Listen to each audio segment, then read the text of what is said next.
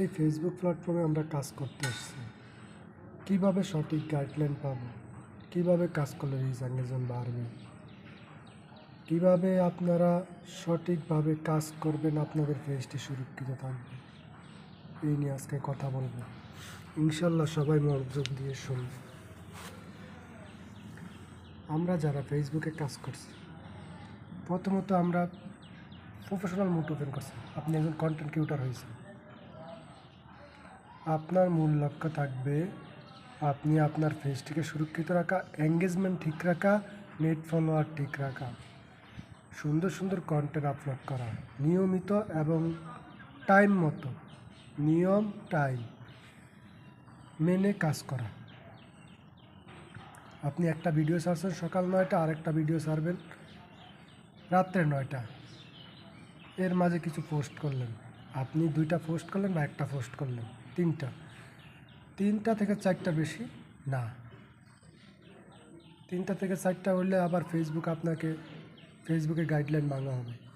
আপনি যদি 4টা পোস্ট করেন, 4টা পোস্টের 4টা টাইম, এর পরের দিনও ওই একই টাইমে 9টা, 1টা, 5টা, 9টা, আপনি ঠিক টাইমে আবার এরপর দিন টাইমগুলো ঠিক রাখবেন, তাহলে আপনার রিচ এঙ্গেজমেন্ট ঠিক থাকবে।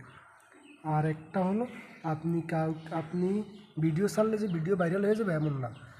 আপনার ভিডিও অন্যের ভিডিও দেখতে হবে, অন্যের ভিডিওতে লাইক কমেন্ট করতে হবে, তাহলে যে আপনার পেজটি গ্রো করবে। আপনি যার ভিডিও দেখবেন, সে ফলোয়ার হোক নন ফলোয়ার হোক, আপনার ভিডিওটি তার সামনে সাজেস্ট করবে ফেসবুক।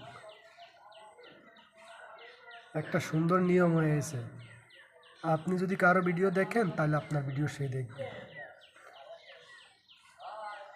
আপনার জন্য আপনি কারো ভিডিও দেখবেন না, ধাক্কা দিবেন, আপনার ভিডিও ভাই কারো সামনে যাবে না।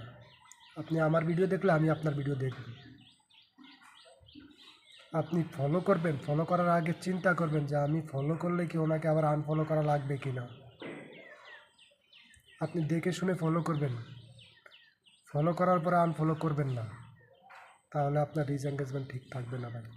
ফেসবুকে কাজ করতে আসছেন, সুন্দর মতো কাজ করবেন, আপনি নিজে ভালো থাকবেন, নিজের ফেসটিকে সুরক্ষিত রাখবেন, কারোর বিরুদ্ধে কথা বলবেন না, কারো পক্ষে এসে এখানে কথা বলার দরকার নাই। আপনি আপনার মতো কন্টেন্ট দিবেন, একই কন্টেন্ট, যেই কন্টেন্ট আপনি ছাড়বেন ওই কন্টেন্টের উপরে কথা বলবেন, টাইম ঠিক রাখে কাজ করবেন, আপনার ফেস সুরক্ষিত থাকবে, আপনি সুরক্ষিত থাকবেন, আপনি অন্যকে ভালো রাখবেন, আপনি ভালো থাকবেন। গীবত করবেন না, সর্বোচ্চ চেষ্টা করবেন আপনার কন্টেন্টটি ভালো করে আপনার কন্টেন্ট মনিটাইজেশন পাওয়া। সবাইকে অনেক অনেক অভিনন্দন, ভালোবাসা রইল। সবাই ভালো মতো কাজ করুন, সবাই এগিয়ে যান, এই প্রত্যাশায় আমি আপনাদের জন্য দোয়া করব, আপনারা আমার জন্য দোয়া করবেন। বিদায় নিলাম, আসসালামু আলাইকুম।